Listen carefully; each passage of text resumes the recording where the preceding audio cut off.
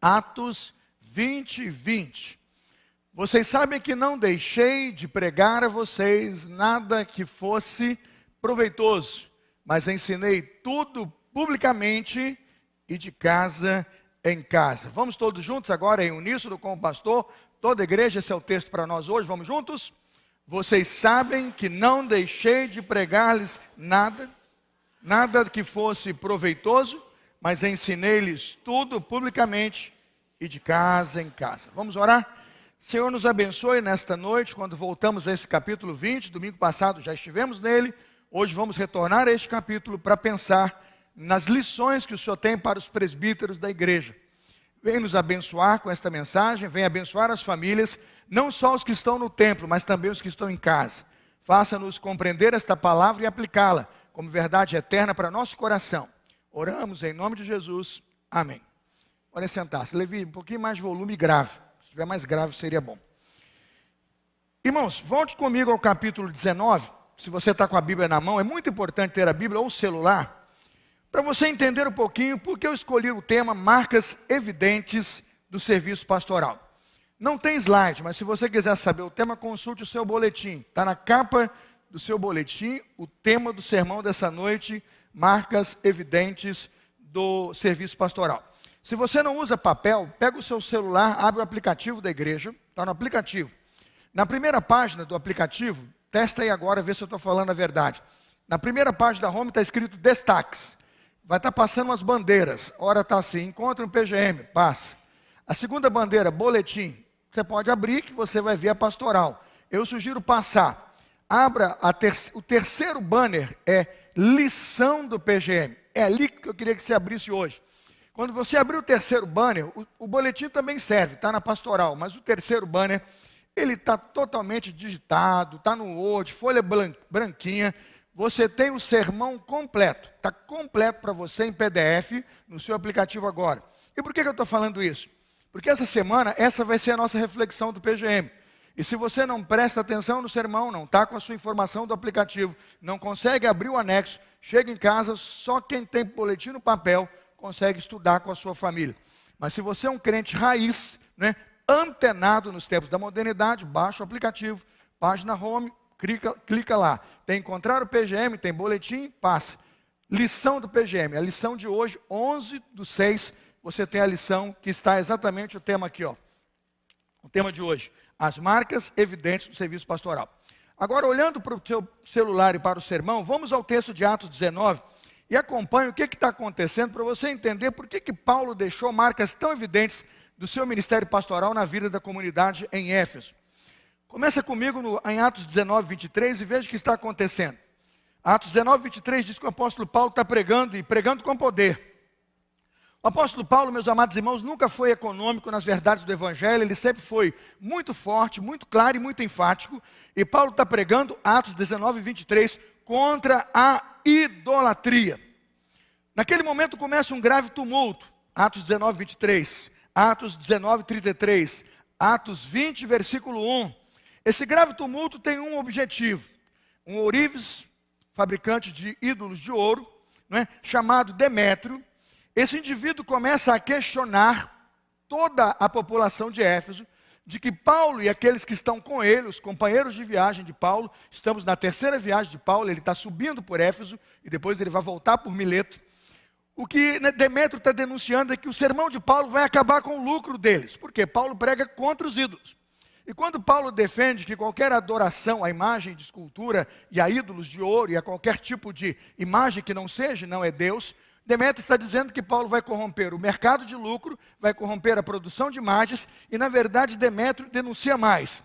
Versículo 27, Atos 19, ele diz que o culto no templo a Deus Artemis vai ficar em descrédito, porque na verdade Paulo diz que Artemis também é um ídolo e que não deve ser adorado. Naquele momento em que a cidade virou um grande tumulto, confira Atos 19, 29, Paulo então percebe que aquele furor é incontrolável. Paulo de alguma forma sai de cena, ele desaparece e é protegido pela liderança da igreja. Mas dois irmãos dele, Gaio e Aristarco, não. Atos 19, 29. Gaio e Aristarco estão expostos e são retirados para dentro de um teatro e são irmãos esculhambados, com palavras, né, de grosseria, e recebem elogios que o irmão imagina quais sejam, de que eles não estão fazendo a coisa certa e estão comprometendo a religião tradicional dos que são de Éfeso. Naquele momento, então, a assembleia que se realizou para discutir o sermão de Paulo e como aquele sermão tinha um impacto negativo na religiosidade da cidade, aquela assembleia começa a gritar. Veja Atos 19, 32. Parecia Newton César e André a Assembleia Batista quando tem problema. Né? Já vem na Assembleia Batista quando tem problema? O negócio não é calmo, não. O pessoal fica tenso. Veja Atos 19, 32. Um grita uma coisa, o outro grita o quê? Outra. O povo se dividiu nas opiniões e começaram a se ofender mutuamente. O versículo 32 de Atos 19 diz que a maior parte do povo estava ali, mas nem sabia por que estava ali. Sabiam que eu tenho um buchicho grande, falou, estou indo. E quando perguntaram, o que você está fazendo aqui? Eu falei, não sei, eu só sei que me chamaram para essa bagunça aqui. E o negócio foi só aumentando, aumentando, aumentando, até que de repente o texto diz que o escrivão da cidade de Éfeso, versículo 35, vai dizer assim, calma lá. Se nós permitirmos que esse alvoroço se estabeleça, se esses dois cidadãos aí forem lixados aí, e qualquer coisa diferente do que é comum na nossa cidade hospitaleira acontecer, nós seremos acusados desse tumulto. O escrivão então diz àquelas pessoas que era preciso que Demétrio parasse de fazer aquele tumulto e procurasse o quê? Versículo 38, procurasse a justiça. Há procônsulos, há autoridades, há justiça, vá lá na justiça e resolva seu problema. Mas a cidade não tem que ser penalizada, porque você, neste momento, tem uma causa contra esses cidadãos. O texto diz, Atos 19, 38, que ali o tumulto cessou. E é assim, irmãos, que chegamos a Atos capítulo 20, versículo 1, pode colocar na tela. Eu fiz isso para você entender por onde vem a expressão Atos 20, versículo 1, cessado o tumulto. Quando o tumulto cessa, Paulo então manda chamar os discípulos, especialmente os dois que estão lá sendo escorraçados no teatro, Gaio e Aristarco, e ele começa uma viagem de volta. Ele passou por Éfeso, subiu por cima de todas aquelas grandes cidades da sua terceira viagem e começa a voltar pelo litoral do Mediterrâneo. Mas o texto diz que ele chega, e agora é importante perceber, que ele chega a exatamente Mileto, Atos 20, 17. A equipe pode colocar na tela? Atos 20, 17. Veja, quando Paulo chega a Mileto, retornando para Jerusalém, o que acontece? Tem na tela? Atos 20, 17. De Mileto, ali acontece o ponto em que Paulo vai começar a pregar o sermão para os presbíteros. De Mileto, Paulo mandou chamar os presbíteros da igreja de onde, irmãos? Então vamos resolver duas questões. Primeiro, Paulo não está em Éfeso, né? A grande maioria que lê esse texto diz que ele está em Éfeso. Não, ele não está em Éfeso. O texto diz isso. Paulo está em Mileto. Paulo está voltando. Paulo passou por Éfeso quando ele subiu iniciando a viagem. No retorno para Jerusalém, ele não vai passar por Éfeso. Ele chega a dizer isso. Veja o verso 16, Atos 20. Paulo tinha decidido, veja a decisão dele, não aportar em Éfeso para não se demorar na província da Ásia, pois estava com pressa de chegar a Jerusalém e, se possível, antes do dia de Pentecoste.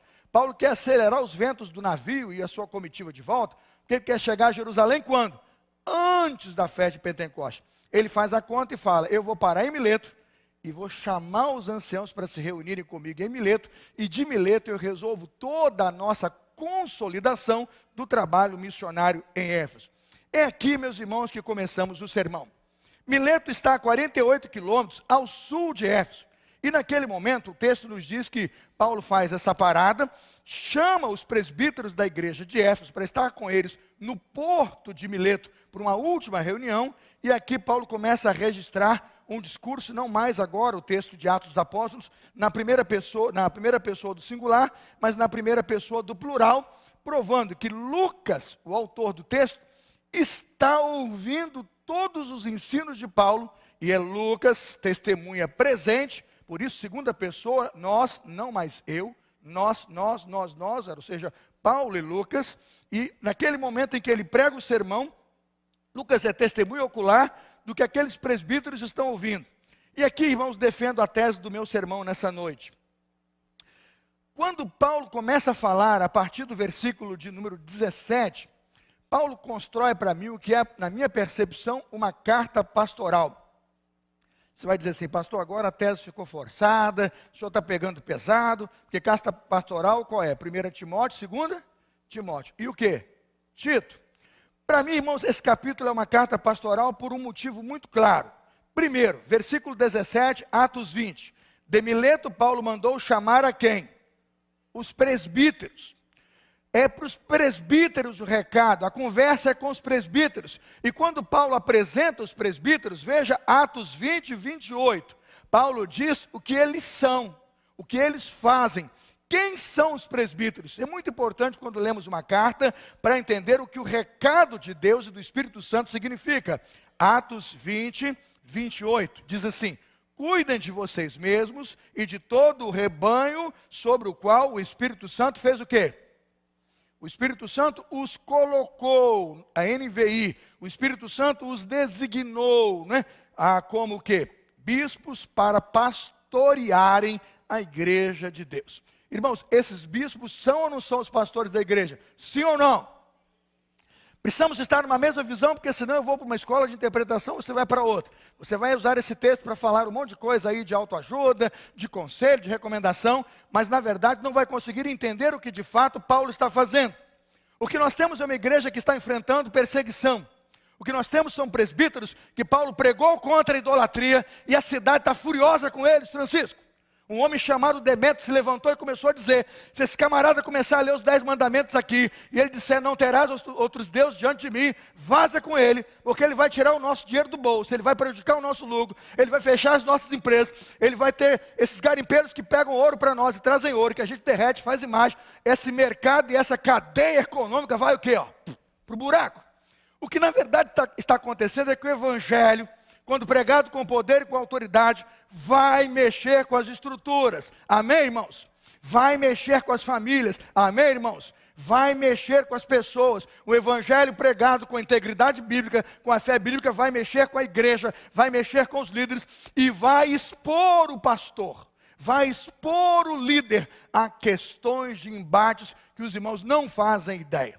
Quando o pastor diz aqui que o adultério é pecado, o irmão faz ideia do que vai enfrentar. Quando o pastor diz aqui que a homossexualidade enquanto desvio de conduta, de personalidade, é de fato um desvio de conduta, de personalidade, é na verdade uma busca equivocada de sua sexualidade, é pecado em relação à Bíblia, ele vai sofrer baixas. Neste momento o YouTube vai pegar no algoritmo que eu estou dizendo, vai rebaixar este culto, se é que não vai tirar do ar. O que nós estamos dizendo é que o evangelho pregado com poder e com autoridade vai mexer com estruturas, amém?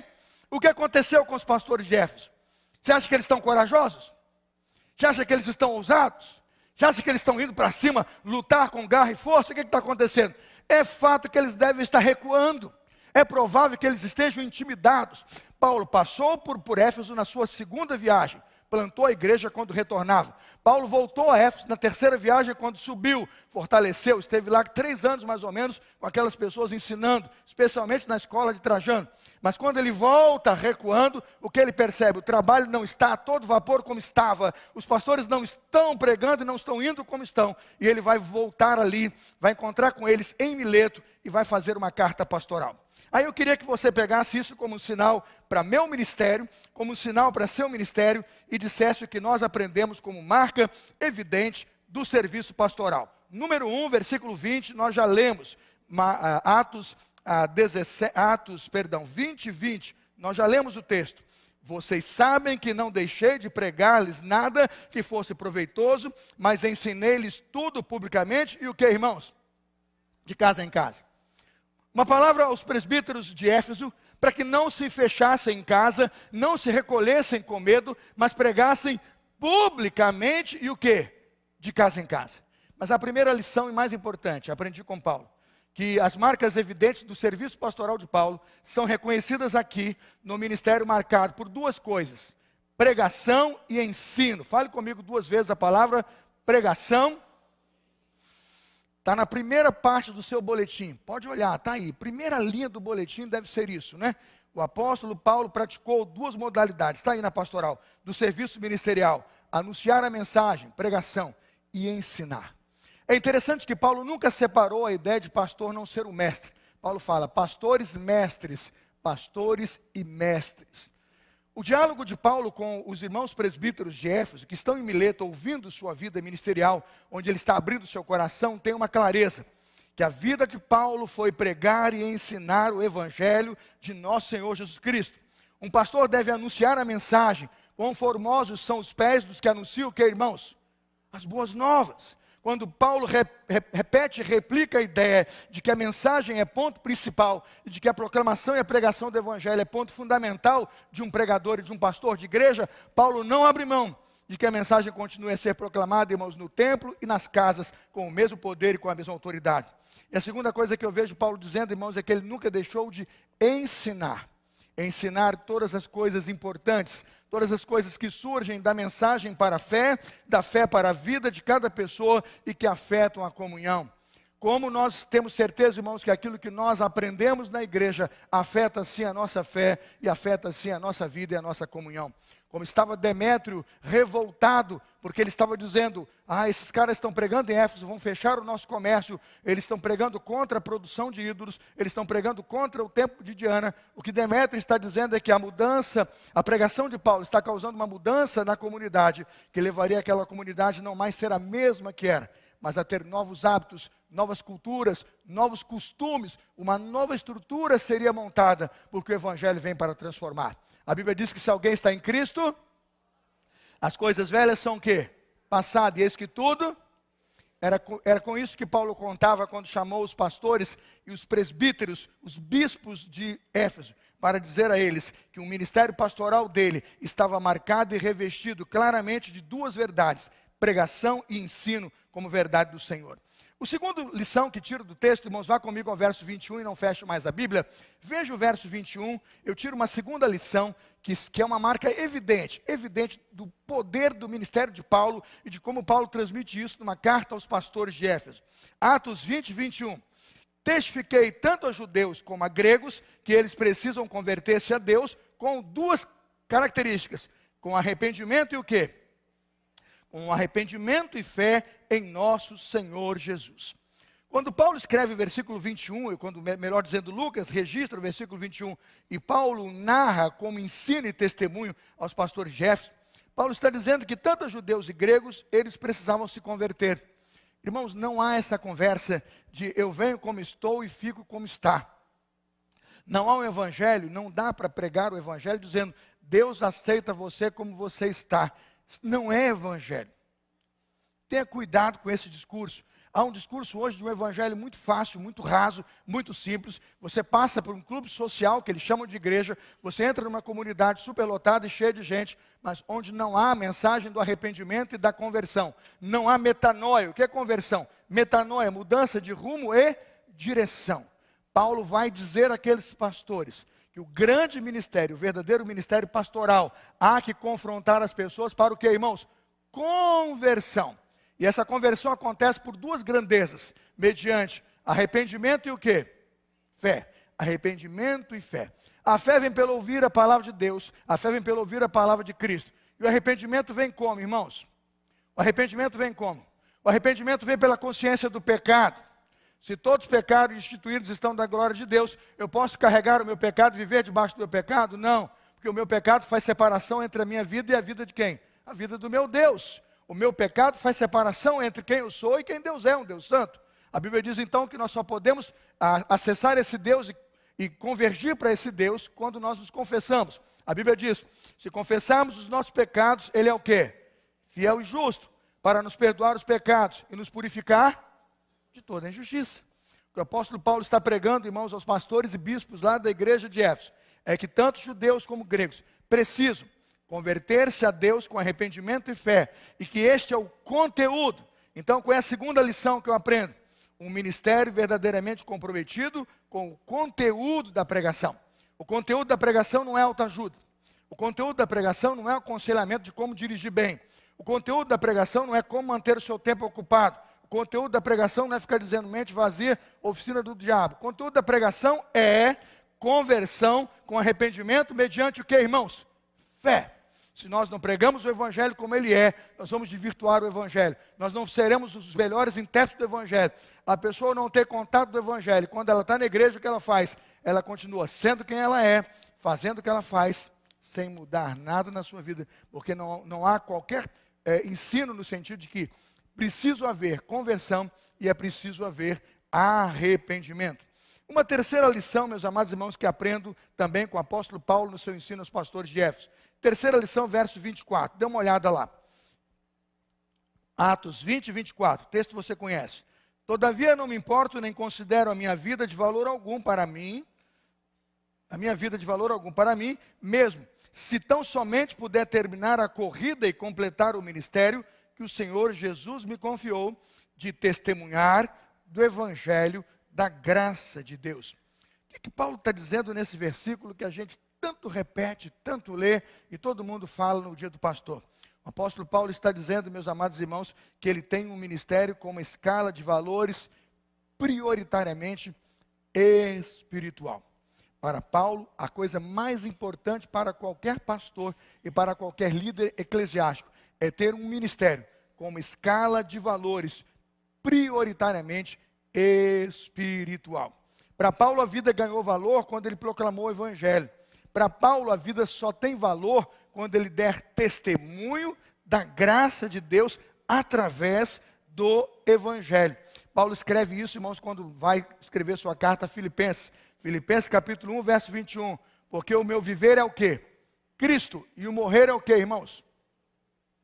Paulo tem todas as características de alguém que começou a esquecer tudo que o mundo é, para colocar tudo que ele tem, tudo que ele é, tudo que ele acha, tudo que ele sonha, como um grande projeto de encontrar com o seu Senhor e de viver para dar testemunho da graça do Evangelho de Jesus.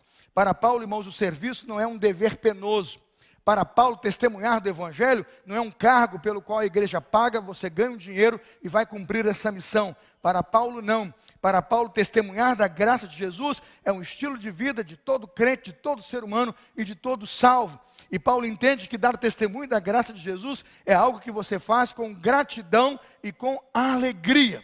1 Timóteo 1,12, veja o que Paulo diz: dou graças a Cristo Jesus, nosso Senhor, que me deu forças e me considerou fiel, designando-me para o ministério. Como é que Paulo chega a agradecer o fato dele ser um ministro designado por Deus? Ele começa, 1 Timóteo 1,12, dou graças a Cristo. Se Paulo diz que é por graça de Cristo e ele pode agradecer a Cristo ser um ministro do Evangelho, o que ele está dizendo é que ele não tem nenhum peso, nenhuma tristeza, nenhum sentimento de fardo ao anunciar e testemunhar da graça de Jesus. Quando escreve em 2 Coríntios capítulo 4, versículo 1, Paulo diz assim: portanto, visto que temos este ministério, pela misericórdia que nos foi dada, não desanimamos. O que Paulo atribui ter recebido o ministério? O ministério que eu recebi, irmãos, pela misericórdia de Deus. Quantas vezes eu vejo gente murmurando, reclamando, irmãos, no ministério, dizendo que o salário está ruim, é muito trabalho, é só perseguição, é só isso. Eu falei, irmão, está faltando alegria para servir. Quando nós perdemos a alegria de servir, é porque alguma coisa na nossa vocação ou no nosso chamado está em desfunção. Porque Paulo vai dizer, quando um servo de Deus é prioritariamente alguém que tem o testemunho da graça de Deus como um estilo de vida, ele tem aquilo como valor, irmãos, e mais nada. Veja o que ele diz: todavia, não me importo nem considero a minha vida de valor algum para mim. Então, somente se eu puder terminar a corrida e completar o ministério que eu recebi do Senhor Jesus, testemunhar do Evangelho da graça de Deus. Eu quero me lembrar, irmãos, de como o apóstolo Paulo mostrou isso. Não sei se você já viu as pirâmides de Maslow. Eu mandei uma figura, não sei se está aí. Olha isso aí. Ó. Maslow, ele escreveu uma pirâmide falando sobre uma hierarquia de necessidades do ser humano. É interessante que nessa teoria da psicologia, né, de Abraham Maslow, ele coloca como base de sustentação da pirâmide dos desejos e das necessidades humanas, as necessidades que ele chama de fisiológicas. Quais são elas? Pense, respiração. Imagina, parou de respirar aqui. Quanto tempo o seu pastor prega aqui? 2 minutos e meio? Sem ar, 2 minutos e meio, fica roxo, caiu e vai todo mundo sair correndo que o pastor morreu no meio do sermão. Porque a respiração é uma necessidade. Comida, sexo, sono, excreção. Imagina, se o rim para de funcionar. Imagina você com retenção de fezes aí 4 dias. Imagina. Faz o quê? Tem que ir para o hospital correndo. E vai sofrer, meu irmão, vai sofrer. O que, na verdade, Maslow está dizendo é que todo ser humano, ao ser estudado como ser humano e como pessoa, expressa e vive com necessidades fisiológicas fundamentais. Segurança, acima do alicerce. Já são na base depois do alicerce. Ele chama de emprego, fundamental. Emprego é o quê, irmãos? Emprego é trabalho, força, salário, dignidade, renda, não é? O corpo, né? Recursos, tem necessidade do corpo de recursos, moral, moralidade, família, está ali, né, no segundo piso, saúde e prosperidade, né? Quando Maslow desenvolveu isso, ele sabe que o homem precisa disso. Terceira linha, ele colocou lá as questões do afeto. Ele colocou amor, relacionamento, família, amigos, intimidade sexual, ser íntimo, ser pessoal. Depois ele colocou estima, autoestima, confiança, conquista, respeito, autorrealização, está lá no topo, né? Ele colocou lá autorrealização, moralidade, criatividade, espontaneidade, solução de problema, ausência de preconceito. Irmãos, esse camarada sabia do comportamento humano. Agora eu vou perguntar para você. Em nada tenho a minha vida como preciosa, contanto que cumpro o ministério que recebi do Senhor. Paulo é um homem prioritariamente espiritual. Onde é que está a espiritualidade? Ela está na base? Ela está no meio? É Maria Cruz? Lá no topo? Não tem. Ué, mas a gente não tem necessidades espirituais? É porque elas estão no homem todo. Quer comamos, quer bebamos, ou façamos qualquer outra coisa, tudo seja feito o quê? O que nós estamos entendendo que o apóstolo está dizendo, irmãos, é que ser pastor e ser um ministro de Deus e testemunhar da graça de Deus, eu faço isso do alicerce da base dos meus desejos aos meus sonhos últimos. Eu vou viver para a glória do Senhor. Amém?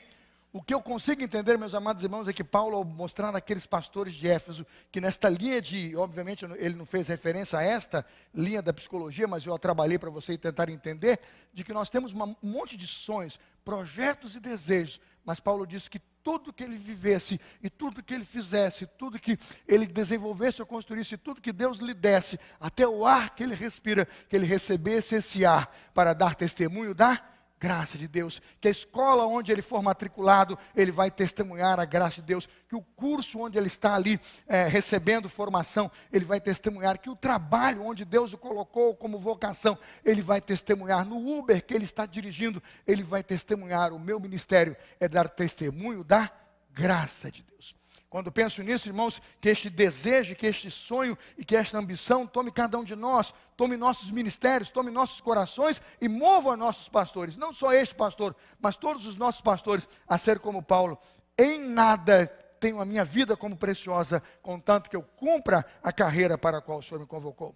Quarto ensino que consegui encontrar do apóstolo Paulo aos bispos e pastores de Éfeso na sua carta pastoral. Veja o verso 28, me acompanhe. Verso 28. Cuidem de vocês mesmos e de todo o rebanho sobre o qual o Espírito Santo os colocou como que, irmãos? Como bispos para pastorearem a igreja de Deus que ele comprou com o seu próprio sangue. Quarto ensino, um ministério com ênfase no cuidado pastoral. O cuidado pastoral será visto aqui do apóstolo Paulo para os bispos de Éfeso em duas direções.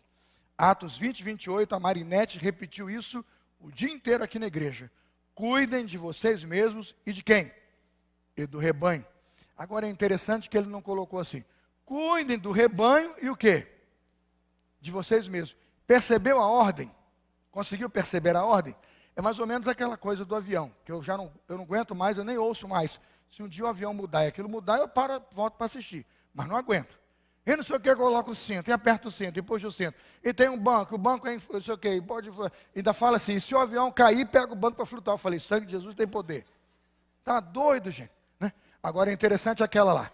Quando faltar o ar no avião, máscaras de despressurização cairão. Coloca para quem? No bebê primeiro? Coloca no vizinho? O que ele fala? Porque se você apagar, você não pode ajudar ninguém. Primeiro em você e depois naquele em que você vai ajudar. O que Paulo está dizendo aqui? Percebeu? Cuidem de vocês mesmos e de todo o rebanho. Se você não se ajudar, e se você não estiver bem, se você não cuidar de você, você não consegue, máscara, você não consegue ajudar ninguém. E a Angélica já está me olhando ali agora, dizendo, vai, hein? Ouve, prega para você, espelho, prega para você, homem de Deus. Irmãos, eu durmo mal, acordo agitado, e vai, e funeral, e hospital, e casa. A esposa liga, eu falo, já te ligo. Ele falou, quando? Quando eu tiver tempo. Cuida de você mesmo e do rebanho que o Senhor lhe confiou. Uma historinha rápida para a gente continuar e voltar para o sermão. A esposa pediu reunião com o conselho diaconal. André, presta atenção nessa, viu? Verdadeiro? Bete. Conselho diaconal todo reunido. A esposa do pastor chegou e falou, quero a reunião com todo o grupo diaconal, porque o pastor tem uma amante. Ih, rapaz, fechou o tempo. O presidente do conselho diaconal fez assim, ó. É hoje. Aí falou que o pastor tinha um amante. E marcou a reunião, daqui a 4, 5 dias a reunião ia acontecer. Irmãos, deu gente no conselho diaconal, teve diácono querendo ser consagrado só para a reunião. E a torcida toda do lado de fora, no escuta. As paredes têm ouvidos.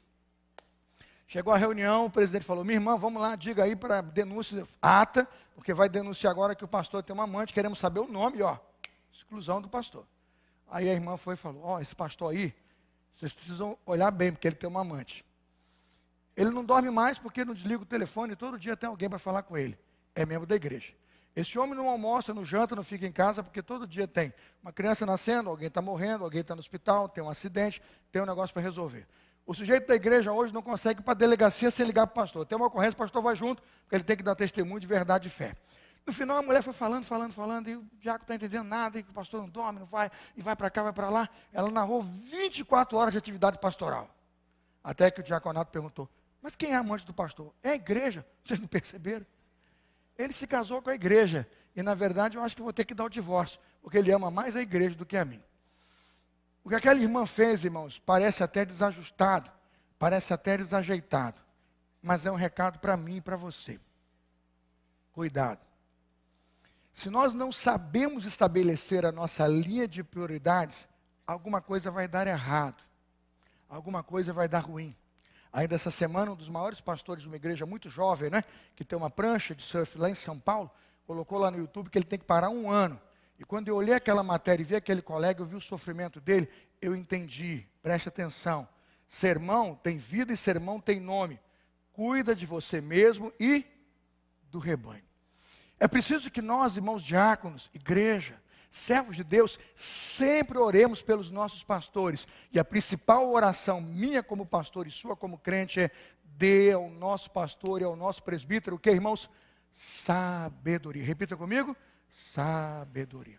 Às vezes quando o membro ligar eu vou dizer assim: irmão, aguarda um pouquinho, porque agora eu estou cuidando de um rebanho muito mais importante. Daqui a pouco eu falo com você.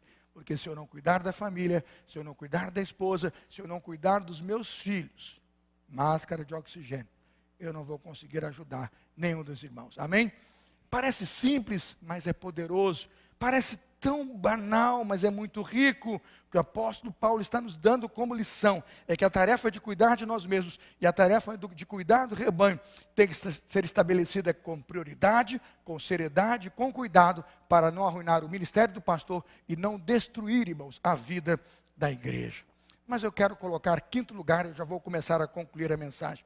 Qual é a quinta lição que eu aprendo no sermão de Paulo aos bispos da igreja de Éfeso, aos pastores do rebanho de Éfeso? Versículo de número 29, está comigo sim ou não? Atos 20, 29, deve estar na tela. Sei que depois da minha partida, qual é a palavra dupla ali? Substantivo e adjetivo, quais são? Não, quero mais forte. Sei que depois da minha partida, qual é a palavra?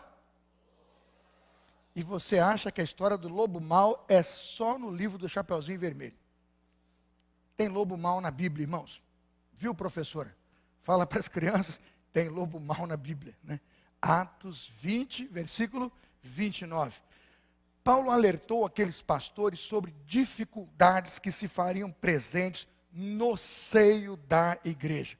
Você acredita que na igreja tem lobo feroz, sim ou não? Se você não acredita, você está desmentindo ou tornando mentirosa, melhor dizendo, a palavra do Senhor. Quando ele diz lobos ferozes, ele está convicto de que nós teremos aflições e teremos que lidar com perseguições e aflições dentro da estrutura do rebanho. Paulo disse isso quando afirma em 1 Tessalonicenses, capítulo 3, versículo 3, que ninguém nos comova por estas tribulações, porque diz Paulo, 1 Tessalonicenses 3:3, porque nós mesmos sabemos que isso nos foi ordenado por Deus.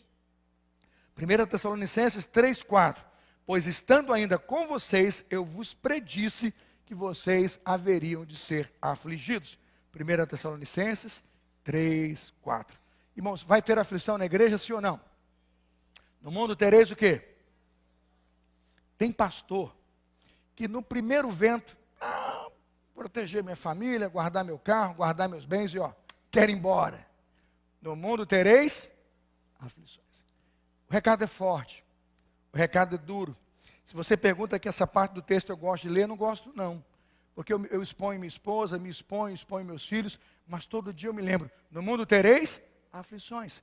E lobos ferozes, todos os dias, vão se levantar para criar contenda, para fazer mazela, para distribuir confusão e para tentar destruir o rebanho. Mas é por isso que o rebanho tem pastor. O pastor levanta o seu cajado e fala, lobo aqui? Não. É para isso que temos pastor. Provérbios 6,16 vai dizer exatamente onde o lobo ataca e como ele ataca. Provérbios 6,16, eu vou ler até o final. 6 coisas o Senhor odeia, a 7ª a sua alma abomina. Provérbios 6,17, olhos altivos, língua mentirosa, mãos que derramam sangue inocente. Provérbios 6,18, o coração que maquina o quê? O coração que traça e maquina planos perversos, pés que se apressam a correr para fazer o mal. Agora o 19 é de doer, irmãos, o 19 é de doer. Eu vou repetir, 6 coisas Deus odeia, a 7ª abomina. Já estamos na 6ª, a testemunha falsa que profere mentiras. Mas e a 7ª? Qual é a 7ª? O que semeia contenda entre irmãos. Tem lobo na igreja ou não tem? Tem lobo na igreja. O que você vai fazer? Estar preparado, orar, pedir a Deus que o evangelho que você vive, que o testemunho que você dá, que a vida que você leva, seja capaz, irmãos, de remover essa pele de lobo, de quebrar esse coração de pedra e torná-lo numa nova criatura, num coração de carne. Quero nisso, diga amém. O apóstolo Paulo não animou os pastores desanimando-os, mas ele os alertou. Há dificuldades. Sua família, você, seus filhos serão expostos, porque há lobos no meio. O segundo nível de problema ele coloca heresia. Atos 20:30. E dentre vocês mesmos se levantarão homens que torcerão a verdade. Percebe a presença do herege aqui? Atos 20:30. Entre vocês mesmos, homens se levantarão e torcerão. Eles vão corromper a verdade. Cuidado com o obreiro fake news, né? O que você faz com o obreiro fake news? Faz um carimbo e carimba nele. Obreiro fake news. Ensino fake news, carimba ele. Aí quando o Rodolfo pergunta, esse é fake news. Ele não ensina a Bíblia, ele não ensina o Evangelho. Ele está fazendo tudo, irmãos, menos ensinar a verdade de Deus. Aí você diz assim, pastor, mas uma igreja séria como a nossa não tem herege. Não tem? Você não faz ideia. Nós precisamos ter a palavra de Deus como centro. Nós precisamos ter a Escritura como base. Conhecereis a verdade vos libertará. Precisamos ter Cristo como nosso alvo de visão e fé. E olhar tão somente para o autor e consumador da nossa fé. Porque se nós desviarmos para a esquerda, irmãos, e para a direita, logo, logo estaremos num caminho de heresias. Hoje há milhares de igrejas desviadas no Brasil do puro Evangelho de Jesus. Porque um dia o herege chegou no púlpito e do púlpito montou a sua legião de heresias. E há hoje igrejas que estão lendo todos os dias o livro de Heresias 6:6. Todos os dias, Heresias 6:66, para piorar a situação. Porque na verdade não há evangelho, não há ensino e nós ignoramos o que a palavra de Deus nos alertou. Em último lugar, eu quero terminar o sermão. O que o ministério do apóstolo Paulo nos faz lembrar quando ele conversa com os pastores de Éfeso? Que ele tem um ministério edificado no Supremo Pastor. Veja o verso 32 e aqui eu termino o sermão. Verso 32. Agora eu os entrego a Deus e a palavra da sua graça, que pode edificá-los e dar-lhes herança entre todos os que são santificados. Que palavra, meus irmãos? Que palavra o apóstolo Paulo deu, provavelmente no seu último encontro com a maioria daqueles pastores. Eu acredito, meus amados irmãos, que aqueles são os pastores que são deixados para trás no campo e ficam no campo para servir. Eles não voltam mais para Jerusalém, eles não têm contato com Paulo, eles vão ficar dali do campo e vão dali fazer missões. O que disse o apóstolo Paulo a pastores que talvez nunca mais ele visse o seu rosto? Vocês precisam hoje, pessoalmente, estar abrigados de uma proteção diferente. Vocês precisam hoje, pessoalmente, estar guardados num porto seguro. E aí Paulo chama esse porto seguro de Atos 20, 32. Encomendo-vos ao Senhor e à palavra da sua graça. Quando Paulo promove a ideia de que a palavra da sua graça é um porto seguro para o pastor, o que ele está dizendo é que o Senhor ressuscitou, que o Senhor vive, que o Senhor atua com palavra e com poder no meio da sua igreja, e que são as palavras de Jesus Cristo, sua obra, vida sua morte, vida e ressurreição, o alicerce seguro do nosso ministério. O que o apóstolo Paulo está dizendo é que todo pastor precisa colocar como base sólida e alicerce sólido do seu ministério o Senhor e a sua palavra. O que Paulo afirma para os pastores de Éfeso, né, para os presbíteros de Éfeso, é que o supremo construtor certamente sustentará cada um de nós, ou seja, o evangelho que declara a sua graça e a misericórdia que dele recebemos são gratuitas não somente ao pastor, mas a todos que nela confiam. O grande João Calvino disse uma vez: sei que é difícil, além de qualquer capacidade humana, mas Deus, em cuja causa, obra, vocês trabalham, é completamente suficiente. Aquele que lançou o fundamento pode e aperfeiçoará tudo, capacitando a cumprir os deveres que, como pastor, Deus mesmo lhes confiou. Sem dúvida, o que Paulo está dizendo naquele momento, como marca mais evidente do seu ministério, é que Deus é suficiente. Repita comigo: Deus é suficiente. O salário pode não ser, os elogios podem não satisfazer, o crescimento pode não ser o esperado, os resultados podem não ser aquele que você planejou, mas o que Paulo está dizendo àqueles pastores: Deus é suficiente. Paulo está dizendo que Deus nos pode capacitar.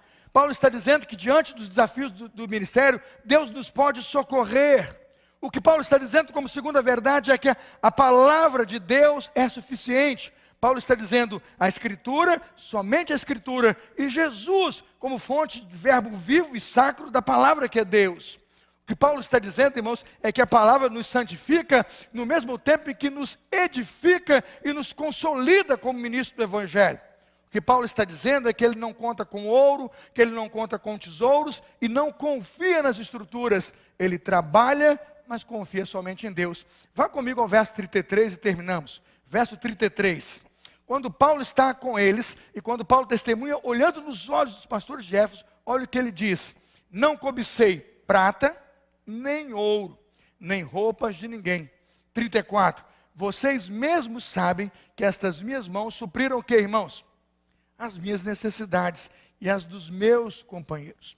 Paulo nunca apostou e acreditou que o provento ou a necessidade de ser sustentado viria dos irmãos ou de um grupo de irmãos, mas ele trabalhava e confiava que com a força do seu trabalho e com o cuidado de Deus, ele poderia prover o trabalho do Senhor. Agora mais, ele vai dizer que a maior felicidade que ele tem no ministério não está, irmãos, em receber, mas em doar-se como ministro do Evangelho. Versículo 35, ele vai exortar a igreja, veja o que ele diz aí. E tudo que fiz, mostrei-lhes imediatamente trabalho árduo. Devemos ajudar os fracos, lembrando as palavras do próprio Senhor Jesus, que disse: a maior alegria em dar do que o quê? Agora veja, tendo dito isto, ajoelhou-se com todos eles, orou, todos choraram muito, abraçaram e beijaram. O que mais entristeceu aqueles irmãos, os pastores, foi a declaração de que nunca mais veria sua face. Então acompanharam e se despediram de Paulo naquele navio. O que aqueles pastores aprenderam é para nós uma lição por toda a vida. O que aqueles pastores aprenderam no grande sermão do apóstolo Paulo. Ali, irmãos, quem sabe na beira do Porto do Cais de Mileto, ali, quem sabe num lugar aberto, humildemente compartilhando a última mensagem, o seu último grande sermão, aos pastores como ele, que tem responsabilidade no rebanho. Primeiro, pregue o evangelho, ensine a igreja de Jesus. Segundo, o conteúdo é muito importante, e o conteúdo de nossa mensagem passa pela conversão, arrependimento, mediante o que, irmãos? Fé. Cuidado com sua escala de prioridades. Quando vai procurar uma igreja, bota no contrato o salário, o plano de saúde, a garantia, o carro e a casa que eu aceito. O plano de prioridade do ministério, dar testemunho da graça de Deus. Em tudo que eu fizer e onde eu estiver, eu e você, pastores, somos chamados a dar o quê? Testemunho da graça de Deus. Deus não promete vida fácil. No mundo tereis o quê? Lobos ferozes, hereges. Hein, Rodrigo? Muitos hereges. Mas nós vamos ensinar o mais puro evangelho de Jesus. E em último lugar, apegue-se ao Senhor e à palavra da graça. Deus é suficiente. Repita comigo. Deus é suficiente.